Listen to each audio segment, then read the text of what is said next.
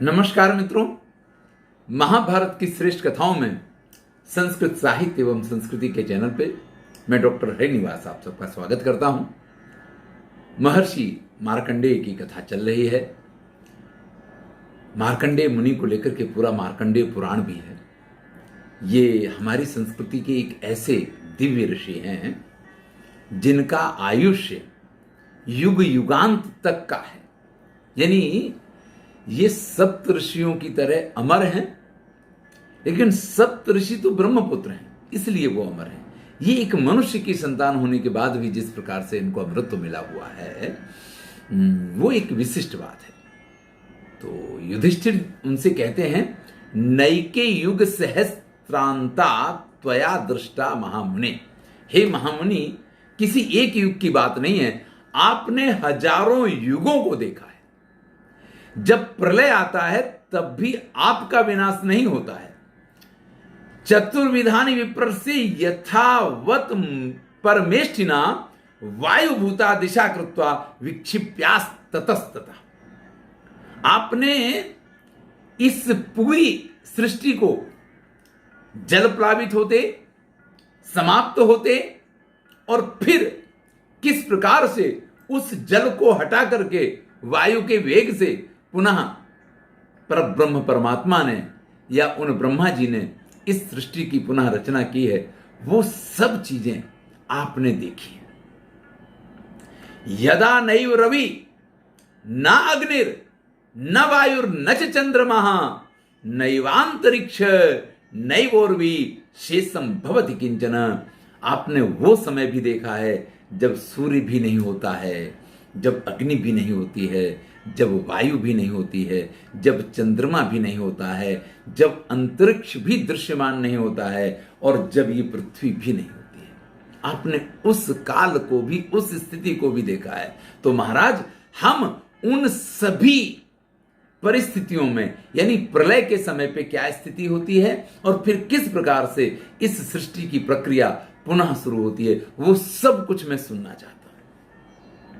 युधिष्ठिर ने प्रश्न किया तो मार्कंडेय ऋषि तो पहले ही कह चुके थे कि बस थोड़ी सी शांति रखो, जो पूछोगे हर प्रश्न का जवाब देंगे। देखिए, जीवन में आप सौभाग्यशाली हैं। अगर कोई ऐसा गुरु, अगर कोई ऐसा वक्ता, अगर कोई ऐसा श्रेष्ठ व्यक्ति आपको मिल जाए कि आपको जो कुछ सुनना हो वो आपको सुनने को मिले, वो आपको उपदेश देते रहें, आपसे ज्ञान की बातें करते रहें और आप उनको सुनते रहें। युधिष्ठिर ने जैसे ही कहा, मार्कंडेय मुनि कहते हैं, अव्यक्त्याय सुसूक्ष्माय निर्गुणाय गुणात्मने स एस पुरुष व्याघ्र पीतवासा जनार्दन। मैं आपसे पूरी इस सृष्टि की प्रक्रिया का वर्णन तो कर रहा हूं, लेकिन इस सृष्टि के वास्तविक जो स्वामी हैं, ये अव्यक्त, सुसूक्ष्म, निर्गुण, गुणों के भंडार होते हुए भी वो इस समय ये जनार्दन रूप में, कृष्ण के रूप में हमारे बीच में विद्यमान है। तो मैं इनको प्रणाम करके आपको वो सारी कथा सुनाता हूं। ध्यान दीजिएगा, एकमात्र कृष्ण के अवतार में ही ऐसी 16 कला के अवतार से भगवान अवतरित हुए हैं कि जब उन्होंने स्वयं को मैं परब्रह्म परमात्मा हूं ऐसा गीता में भी कहा, और उनकी स्थिति में ही सब लोग उनको भगवान के रूप में मानने लग गए थे, ऐसा आप कह सकते हैं। वो कहते हैं, यद एस पुरुषो वेदे वेदा अपि न तम विदुः। ये जो आपके सम्मुख विद्यमान है ना, या जो परब्रह्म परमात्मा है ना, उसके ज्ञान की स्थिति इस प्रकार की है कि जिसको आप ज्ञान का भंडार कहते हैं, वो वेद भी उसके बारे में कुछ नहीं जानते। देवता, ऋषि, गंधर्व, यक्ष, किन्नर किसी भी प्रजाति की बात नहीं कर सकते हैं। आजकल कुछ लोग बैठे होते हैं, वो आपको ज्ञान देते हैं कि हाँ, परब्रह्म परमात्मा ऐसा है, उसको इस प्रकार से। नहीं नहीं नहीं, मार्कंडेय मुनि कहते हैं कि इनका जो स्वरूप है, उस स्वरूप को जिसने जैसा देखा उसने उस प्रकार से इसका वर्णन किया। किसी ने इसको किसी रूप में देखा तो उसने उस रूप में किया। वो कहते हैं कि 4 अंधे थे और एक हाथी को टटोल रहे थे। जिसने उसका पैर पकड़ा उसने कहा कि भाई हाथी तो खंभे जैसा है। जिसने उसके पेट पे हाथ फेरा उसने कहा कि हाथी तो पर्वत जैसा है। तो ये तो स्थिति इस प्रकार की है कि ये परब्रह्म परमात्मा सभी स्वरूपों में इस प्रकार से विद्यमान है कि कोई इसके वास्तविक स्वरूप को तो जान ही नहीं सकता है। इसलिए इसके वास्तविक स्वरूप का वर्णन तो कठिन है। लेकिन जैसा कि आपने पूछा कि प्रलय से लेकर के पूरी प्रक्रिया क्या है, तो हम आपको सुनाते हैं कि चत्वार्याहु सहस्राणि वर्षाणाम तत्कृतम युगम। सबसे पहले इस सृष्टि के प्रारंभ में सतयुग आया, जिसको कृतयुग भी कहा जाता है। कृतयुग इसलिए कहा जाता है, इस समय व्यक्ति देवी देवताओं की आराधना नहीं किया करते थे, क्योंकि देवी देवता थे ही नहीं। व्यक्ति सिर्फ और सिर्फ अपने कर्म पे विश्वास रखता था और कर्म किया करता था, इसलिए इसको कृतयुग कहा जाता है। ये 4000 दिव्य वर्ष का एक युग है और इतने ही इसका जो दशांश होता है वो इसका संधि काल माना जाता है। तो इसका संधि काल यानी 400 वर्ष पहले के और 400 वर्ष बाद के, इस प्रकार से 800 वर्ष संधि काल के हुए और 4000 वर्ष सतयुग का अपना समय है। ऐसे कुल मिलाकर के 4800 वर्ष ये दिव्य वर्ष की बात है, ये सतयुग का समय होता है। जैसा कि मैंने आपसे कहा, पहले भी ये वर्णन आ चुका है कि उस समय सभी लोग अपने कर्मों पे विश्वास किया करते थे। देवी देवता आराधना ये सारी चीजें नहीं हुआ करती थी। इसके बाद त्रेता युग का समय आता है, जिसका मान, जिसका कालमान या जिसका समय जिसको हम कहें 3000 वर्ष का है और 600 वर्ष उसका संधि काल माना जाएगा। तो ये 3600 दिव्य वर्ष ये इसका समय है। जब हम द्वापर की बात करते हैं तो उसका समय 2000 वर्ष का है और संधि काल 200, 400 वर्ष का हुआ। इस प्रकार से 2400 दिव्य वर्ष जो हैं वो द्वापर का समय मान है। जब हम कलयुग की बात करते हैं तो कलयुग की अवधि, इसका आयुष्य 1000 वर्ष का है और 100 वर्ष के 2 इसके संधि काल, इस प्रकार से कुल 1200 वर्ष का कलयुग जो है उसका समयमान माना गया है। देखिए, दिव्य वर्ष हम समझ लें, क्योंकि ये जो भी समय मर्यादा दी गई है 1200, उसके बाद 2400, उसके बाद 3600 और उसके बाद 4800, इन सब का टोटल कर देंगे तो ये मिलकर के 12000 वर्ष हो जाते हैं। यानी 12000 दिव्य वर्षों का एक युग माना गया है, जिसमें सतयुग, त्रेता, द्वापर और कलयुग, इन चारों का समावेश हो जाता है। अब जरा दिव्य वर्ष को समझे कि दिव्य वर्ष का अर्थ क्या है। मनुष्यों का एक वर्ष यानी देवताओं का एक दिन होता है। जैसा कि हम जानते हैं, देवशयनी एकादशी आती है जब माना जाता है कि देवता सो गए हैं, और देवोठानी एकादशी आती है, देव उठी 11 कहते हैं उसको, उस दिन देवता सो के उठते हैं। तो जब देवता सोते हैं वो रात्रि काल माना जाता है और जब देवता जागते हैं वो देवताओं का दिन काल माना जाता है। तो ये रात्रि और दिन मिलाकर के देवताओं का एक दिन होता है, यानी हमारा एक वर्ष वो होता है। तो आप समझ लीजिए कि हमारे 360 वर्ष जब व्यतीत हो जाएंगे तो देवताओं का एक वर्ष पूर्ण होगा, तो उसको एक दिव्य वर्ष माना गया है।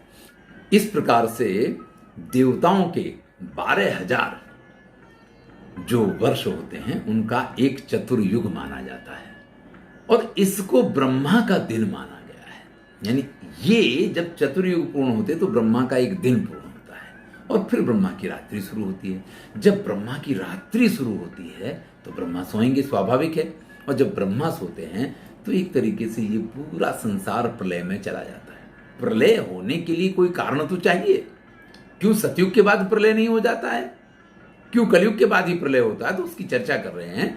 सहस्रांते नरा सर्वे प्रायसो नृतवादिना। जब कलयुग के 1000 वर्ष पूरे होंगे ना, 1000 और उसके बाद और 1200 वर्ष है ना, तो बाद के 200 जो दिव्य वर्ष हैं उस समय की स्थितियां किस प्रकार की होती हैं। सभी लोग अधिकतर झूठ बोलने वाले हो जाते हैं। यज्ञ प्रतिनिधि, दान प्रतिनिधि, व्रत प्रतिनिधि तस्मिन काले प्रवर्तते। यज्ञ नहीं होते हैं, यज्ञ का प्रतिरूप, प्रतिनिधि यज्ञ किए जाते हैं। दान नहीं दिया जाता है, दान की प्रतिकृति यानी प्रतिनिधि रूप में दान दिया जाता है। व्रत का भी प्रतिनिधित्व होता है, ये यहाँ पे कहा गया। अब आप समझिए कि यज्ञ करना है तो आपको विधि विधान से करना चाहिए, लेकिन आजकल आप देख सकते हैं कि किस प्रकार से होता है। नवरात्रि है, उन्होंने कुछ किया, थोड़ी सी आग जला ली, ना कुंड होगा ना कुछ होगा, 2-4 आहुतियां डाल देने का, स्वाहा स्वाहा हो गया, यज्ञ हो गया। आप विवाह की विधियां देखिए, विवाह की विधि में 3 वेदियां बनाई जाती हैं, उन 3 वेदियों पे बाकायदा हवन करना होता है। अगर आपका यज्ञोपवीत पहले से नहीं हुआ है और यज्ञोपवीत अगर पहले हो गया है तो जो वेदी बनाई जाएगी वो वेदी किस प्रकार की होनी चाहिए और उसमें किस प्रकार के मंत्रों के साथ किस प्रकार से हवन होना चाहिए। आजकल क्या स्थितियां हैं, बैंड वाले से कहेंगे कि भैया और बजा और बजा, क्योंकि अभी और नाचना है, और जब पंडित जी आके बैठे, पंडित जी जल्दी करो, लेट हो रहा है, बहुत देर हो गई है, तो यहां पे अब विधि विधान खत्म हो गए। अब तो उसका प्रतिनिधित्व होता है। दान किस प्रकार से किया जाता है। पहले कहते थे कि सीधा हाथ दान दे तो उल्टे हाथ को मालूम नहीं पड़ना चाहिए। आपने देखा होगा इस कोरोना काल में जितने लोगों ने लोगों को खिचड़ियां खिलाई ना, उन्होंने उनके साथ सेल्फी खींचे, फोटो खींचे और क्या क्या नहीं किया। ये दान नहीं है, ये दान का दिखावा है। इसी बात को यहां पे कहा गया है। इस प्रकार की स्थितियां हो जाएंगी। ब्राह्मण जो हैं वो ब्राह्मण के कर्म नहीं करेंगे, वो शूद्र के कर्म करेंगे, और शूद्र जो है वो धनोपार्जन और दूसरे कामों में लग जाएंगे।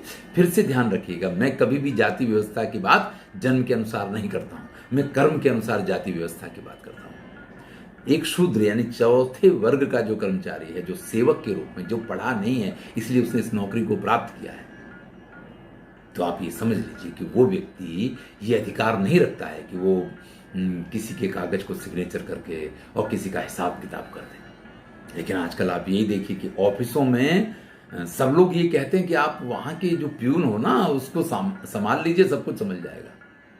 वो कब कौन सा कागज रख के ऑफिसर के पास से सिग्नेचर करवा लेगा या उसका स्टैंप खुद ही मार देगा, कुछ पता नहीं। और ये जब पराकाष्ठा पे पहुंचेगा यानी भ्रष्टाचार की पराकाष्ठा होगी, और जब भ्रष्टाचार की पराकाष्ठा होगी तो आप समझ सकते हैं कि क्या होने वाला है। ब्राह्मण शूद्रों के कर्म करेंगे और शूद्र जो हैं वो ब्राह्मणों की तरह, हाँ ठीक है आपका काम करना है, लाओ लाओ लाओ करवा देंगे, हो जाएगा। इस प्रकार से प्यून लोग अगर इस प्रकार का व्यवहार करने लग जाएंगे तो जहां जहां इस प्रकार के व्यवहार होंगे वहां स्थितियां किस प्रकार के होंगे आप समझ सकते हैं। दूसरे तरीके से भी इस चीज को देख सकते हैं। अभी कहीं मैंने एक उसमें पढ़ा था कि सरकारी नौकरी में चपरासी की नौकरी के लिए पीएचडी किए हुए लोगों ने या एमए पास लोगों ने अप्लाई किया। भाई जिसके लिए ये कहा गया है कि हाँ 4 कक्षा तक पढ़ा हुआ व्यक्ति जो है वो आवेदन कर सकता है, और एमए वाला अगर आवेदन करता है तो मैं ये कहता हूँ जैसे मिनिमम लायकात होती है ना कि मिनिमम योग्यता इतनी होनी चाहिए, इसी प्रकार से आपको अधिकतम योग्यता का भी निर्धारण करना चाहिए कि इससे अधिक योग्यता वाला व्यक्ति इसमें अप्लाई ना कर पाए। क्योंकि इसका परिणाम क्या होता है कि उस व्यक्ति की मेंटलिटी अलग प्रकार की। पहले तो मैं उसको सक्षम मानता ही नहीं हूं, अगर वो सक्षम है तो कभी इस प्रकार से वो अप्लाई नहीं करेगा। लेकिन अगर किसी ने अप्लाई की है और सक्षम भी है, परिस्थितियों के कारण की है, तो वो उस पद पे रह करके योग्य रूप से कार्य कभी नहीं करेगा। वो ब्राह्मण जब शूद्र बनेगा, जब वो इस प्रकार का पढ़ा लिखा और विद्वान व्यक्ति अगर वो शूद्र का कार्य करेगा तो यही होने वाला है जिसकी चर्चा यहाँ पे महर्षि मार्कंडेय करते हैं। अल्प सारा अल्प देहा सत्याल्प भाषिणा। इस समय लोगों के शरीर कैसे हो जाए, इनमें बहुत ताकत नहीं होगी। काम भीमसेन के बारे में सुना करते थे, काम बड़े बड़े योद्धाओं के बारे में सुना करते हैं, ऐसा कुछ नहीं होने वाला है। छोटे छोटे शरीर हो जाएंगे, थोड़ी इनमें ताकत होगी और सत्य तो बोलना इनसे दूर हो जाएगा। सत्य बोलने में तो इनकी कोई रुचि ही नहीं रहेगी। बहुशून्या जनपदा मृग व्याल वृता दिशा। चारों तरफ मनुष्यों की बहुत हानि हो चुकी होगी, बहुत सारे लोगों की मृत्यु हो जाएगी और अधिकांश स्थान पे आपको प्राणी सर्प वगैरह इन लोगों का साम्राज्य दिखाई देगा। स्त्रियां जो हैं वो मुख से मुखे भगा स्त्रियो राजन भविष्यंती गुच्छे। जब युग क्षय होने की तैयारी में होता है, जब चतुर्युगी का अंतिम काल आता है, तो स्त्रियां गाली बोलना शुरू करती हैं। मुखे भगा का अर्थ है कि वो गाली बोलती हैं। अट्टशूला जनपदा शिवशूला चतुष्पदा। ब्राह्मण अपनी विद्या जो है उसका विक्रय करेंगे। वो विद्या, देखिए गुरुकुल में विद्यार्थियों को पढ़ाया जाता था, ऐसा नहीं था कि जिसमें राम पढ़े उसमें सिर्फ राम पढ़े, या जिसमें कृष्ण पढ़े उसमें सिर्फ कृष्ण पढ़े। कृष्ण भी पढ़ते थे, कृष्ण के साथ सुदामा भी पढ़े हैं। एक एकदम गरीब और एकदम एक राज परिवार का व्यक्ति, सबको एक साथ पढ़ाया जाता था। उसके बाद गुरु को जिसके पास से जो योग्य लगता था वो दक्षिणा लेते थे। विद्या का विक्रय नहीं किया जाता था। लेकिन अभी तो आप समझ सकते हैं कि क्या किया जाता है। लोग बाग नौकरियां छोड़ के ट्यूशन क्लास चालू करते हैं, इसलिए कि उसमें अधिक कमाई हो सकती है। केश शूला स्त्रियो राजन भविष्यंति योगक्षय। स्त्रियां जो हैं अधिकांश व्यभिचारिणी हो जाती हैं इस समय पे। उनको जैसे कुलशील और परंपराओं का तो कोई ख्याल ही नहीं रहेगा। और जब इस प्रकार की स्थिति आती है, अल्प क्षीरा तथा नद्या गावो भविष्यंति, नदियों में पानी कम हो जाएगा और गायें जो है ना उनमें दूध कम हो जाएगा। लोग लोभ मोह माया मात्सर्य इसी सब में डूबे रहेंगे। राजा को वैसे तो कर इस प्रकार से लेना चाहिए कि प्रजा को उसका एहसास तक ना हो। चाणक्य नीति में लिखा है कि जैसे सूर्य सबके पास से जल का संग्रह करता है अपनी किरणों के द्वारा। आप जो पानी पीते हैं ना, मैंने शायद पहले भी कभी कहा है, उस आपके पानी के ग्लास में से भी सूर्य जो है ना थोड़ा सा पानी जो है, चाहे वो एक बूंद या उससे भी कम हो, वो उसमें से भी ले लेता है। वो हर जगह से अपना कर लेता रहता है और लोगों को मालूम भी नहीं पड़ता है। आप अगर इस प्रकार से टैक्स लेते हैं तो बहुत अच्छा है। लेकिन यहां वर्णन करते कर भार भयाद भीता गृहस्था परिमोषका। लोगों को कर का इतना भार लगने लग जाएगा कि उससे भयभीत होकर के जो गृहस्थ लोग हैं वो कर की टैक्स की चोरी करने लग जाएंगे। देख लीजिए, सर्वत्र यही दिखाई देता है। बड़े बड़े सीए लोगों की जो वकालत चल रही है वो सिर्फ इसलिए चल रही है क्योंकि वो लोगों से ये कहते हैं कि हम आपका टैक्स बचा देंगे। कहां खर्च दिखाना, कैसा खर्च दिखाना, कैसा क्या करना, ये करके हम, और इसी से उनका धंधा चलता है। ब्रह्मचारी जो होंगे वो आश्रमों में ब्रह्मचर्य का पालन नहीं करेंगे, सुरापान करेंगे। गुरु की पत्नी के साथ भी वो अभद्र व्यवहार करेंगे, या ये कहिए कि गुरु पत्नी का गमन करेंगे। यथार्थवर्षी भगवान न तथा पाक शासना न चापी सर्व बीजानी संपरा रोहंती भारत। अब जैसे इसका उपसंहार करते हो इस प्रकार से कह रहे हैं कि इंद्र भी ऋतुओं के अनुकूल जिस प्रकार से बरसात होना चाहिए, जिस प्रकार से सारी ऋतुओं को अपने अपने फल देने चाहिए, उस प्रकार से फल देना बंद कर देती हैं। परिणाम ये होता है न चापी सर्व बीजानी सम्यक रोहंति भारत। इस पृथ्वी में डाले गए जो बीज हैं वो उगते ही नहीं हैं, जैसे उगने चाहिए इस प्रकार से नहीं उगते हैं। किसान आत्महत्या करेंगे, लोगों की बहुत हालत खराब होगी। जो व्यापारी हैं वो कम तोलेंगे, कम नापेंगे, और वैश्य लोग जो हैं वणिजस्य नरव्याघ्रा बहु माया भवन्ति। बनिए जो है ना वो बड़े ही मायावी हो जाएंगे। किस किस प्रकार से कैसे कैसे लोगों को ठगना है ये उनको बड़ी अच्छी तरीके से आएगा। धर्मिष्ठा पर ही अंते पापी जान वर्धते जना। आपको ऐसा लगेगा कि जो धर्मात्मा है वो तो बेचारा भूखों मर रहा है, और जो पापी है वो बड़ा सुखी है, बड़ा समृद्ध है, बड़ा तेजस्वी हो गया है। और जब आपको ऐसा लगने लग जाए तब आप ये मान लीजिएगा कि ये प्रलय का काल आ गया है। फिर प्रलय कैसे होता है इसका वर्णन हम अगले वीडियो में देखेंगे। धन्यवाद। मैं हूं डॉक्टर श्रीनिवास और चैनल का नाम है संस्कृत साहित्य एवं संस्कृति। महाभारत की श्रेष्ठ कथाएं चल रही हैं, आनंद लीजिए।